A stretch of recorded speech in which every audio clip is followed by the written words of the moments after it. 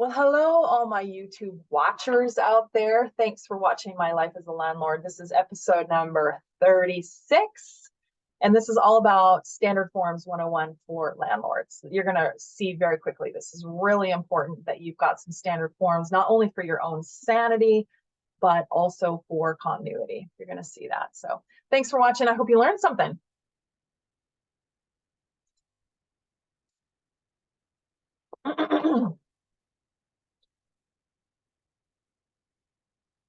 Hello there. Welcome to My Life as a Landlord. I'm Dr. Jen. I'm so happy you have joined me today.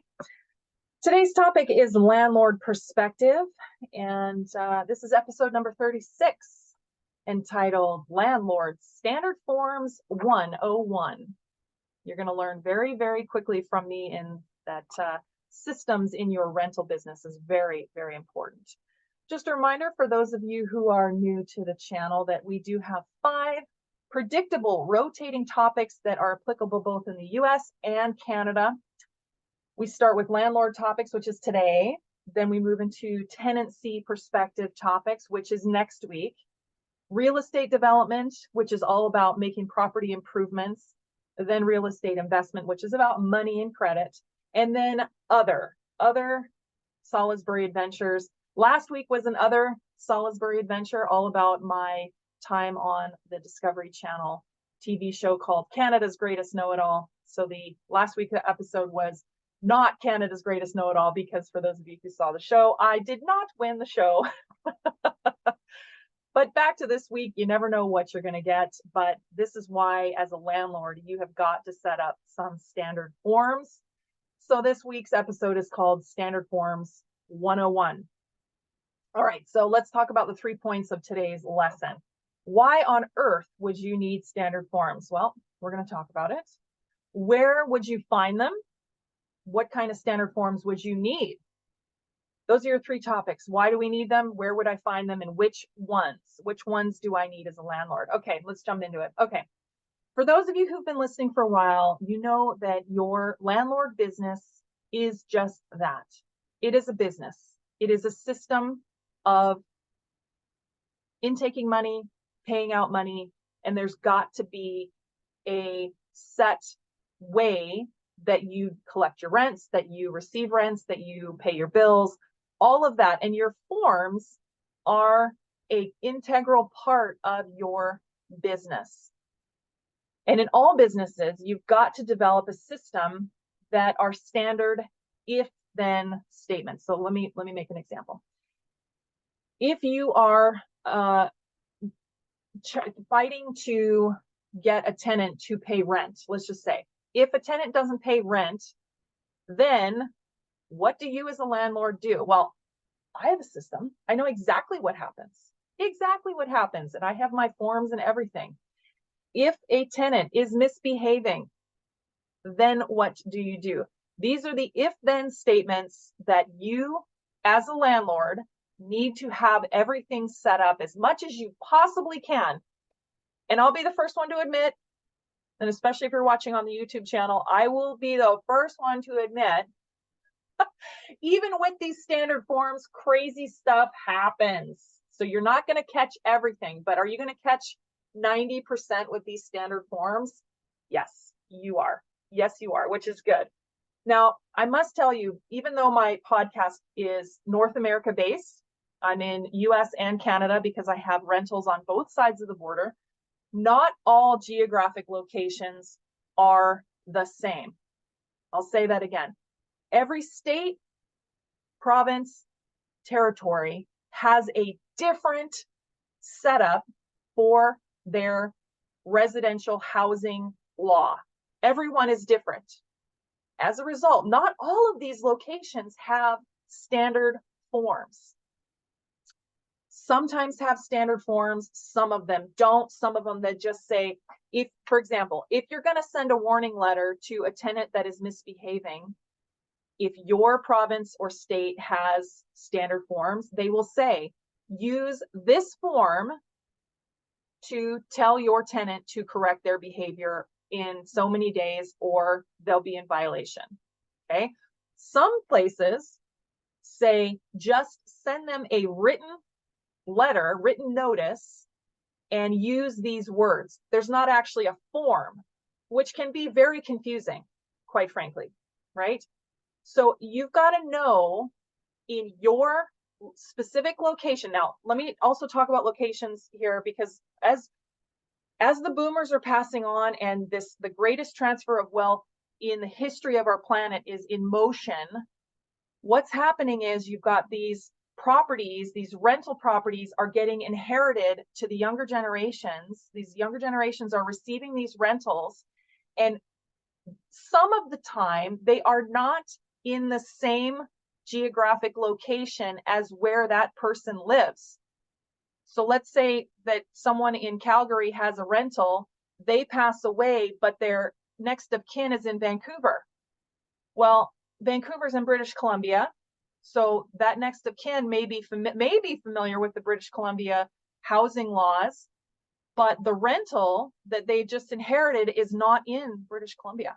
It's in Alberta, which has a different set of requirements. So you can't just say location based on one particular spot, because it may be a different location, maybe a different set of rules. So you've got to know if this is happening to you, if you're a newbie landlord or you're about to be a newbie landlord, make sure you know where the rental is located, not where you are, where the rental is. Okay. Now your Hawaii landlord tenant code, for example, state of Hawaii, they do not have any standard forms. It's really frustrating. There's no standard forms. All it says is, it says you must have the verbiage of this, this, and this. If the tenant is late on rent, you must tell them this, this, and this in written form. But in British Columbia, they have tons of standard forms. In Ontario, tons of standard forms. And so my suggestion is, where do you find these forms? My suggestion is start with your local housing code, housing act, whatever it is. And there may be standard forms that are there. You really need to scrub the website or wherever the location is. If you're looking at hard copy locations, your local nonprofit, sometimes there's a legal aid society or housing society that will help you. There are very likely standard forms there if your province, state, or territory has them. But what if they don't? What if they don't have them? Well, you can create one, or you can use a generic one, but you also may consider having a lawyer draft one up. Now that can, especially if you're a newbie landlord, that may be very intimidating. I completely understand. But the biggest thing you need to know is that these standard forms need to be, they need to be compliant with your local housing rules. Okay. So here's a classic example. Hawaii, as I mentioned, does not have standard forms at all, nothing. But they detail, they say, when you do a move-in walkthrough with the tenant, when you're going to give them the keys, and you note whatever damage is present or whatever repairs need to be performed at time of move-in. Oh, you've got to have it written down, and both the landlord and the tenant have to sign. Well, guess what? Hawaii doesn't have a standard form for a condition inspection, but British Columbia does. Ha ha ha.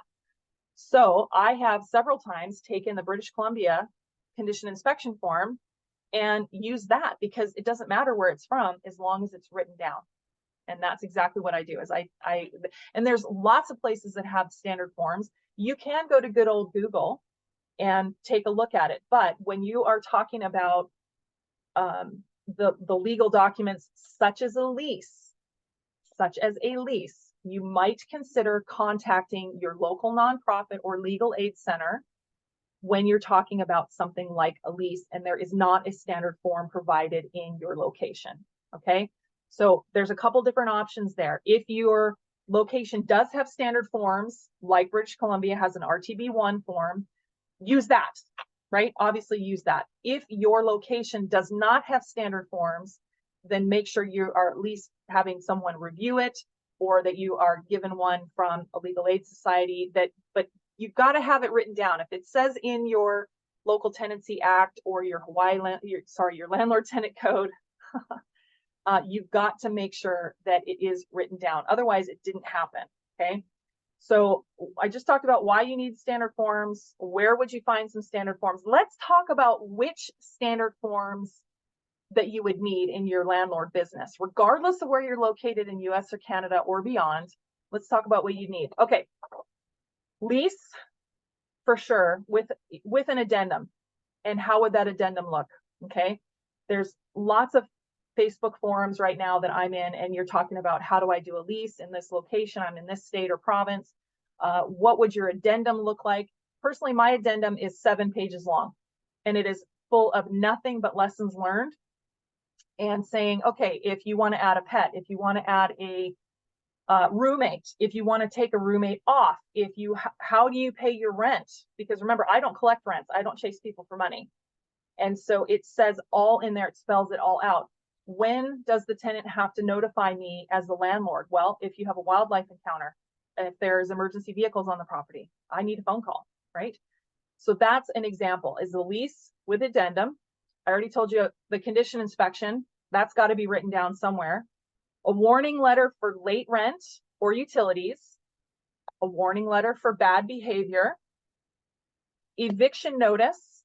Now, again, you've got to make sure that the wording is in alignment with the rental, where the rental is. If you're going to non-renew the lease, and again, this is location specific. This is not always valid. Like in British Columbia, there is no non-renew. It automatically goes month to month. But there are locations where if you rent someone a unit for a fixed term, like say 1 year, and you get to the end of that term and they have to leave, and you have to give them a proper notice that you're not renewing that lease, then there is a way to do it. But again, you must know the rules of the game in your local area. So if you're going to non-renew, if that is applicable in your area, that would be a standard form that you would need. Another one is a notice of entry. That's a standard form that you would need. And it can be something simple. Don't overthink some of these. A notice of entry can be just that. It's got to be written. It's got to be in accordance with your local act. But a notice of entry could just be a letter on the door, within whatever the requirement is, 24 hours, 48 hours, whatever. Same with notice for annual maintenance. Now, that's my list. I know there's some very experienced landlords out there that have other standard forms that they use and that are in their library. If that is you, please jump on the Facebook group, My Life as a Landlord, and tell me all about your standard forms. This is important because this is setting up the systems in your business, and this is vital so that you can be a success. You can provide great housing, you can create communities, but you can also succeed in your business. Okay, this is a shorter episode this week, but that's okay because we're talking about something incredibly important. We're talking about standard forms. Why do you need them, where you can find them, and which ones you need. Here is your call to action. You probably can already guess it. Read your local residential housing act. Read your local one and specifically look at standard forms. Do they even have standard forms? You need to educate yourself on the standard forms or standard wording in your local area where your rentals are. You need to read it. Okay. Does it have standard forms? Is it just the word? Okay. Let me know your comments and questions on our Facebook group, My Life as a Landlord, or in the comments of the YouTube channel, My Life as a Landlord, where you can watch this recording right now. And remember, your questions and comments create the next podcasts. And if needs be, I can always do a podcast extra, which gets aired pretty much right away. Join me for next week's podcast topic, where we will talk about tenancy items. And this is upcoming episode number 37, entitled, Hey, They Kept My Deposit. And we talk about what a tenant can do when a landlord keeps the money and doesn't justify it. We'll talk about it more then. Thanks for joining me. We'll see you there. Okay, thanks so much for joining me today. I hope you learned something in this very short standard form episode, and I'm excited to join me. Thanks.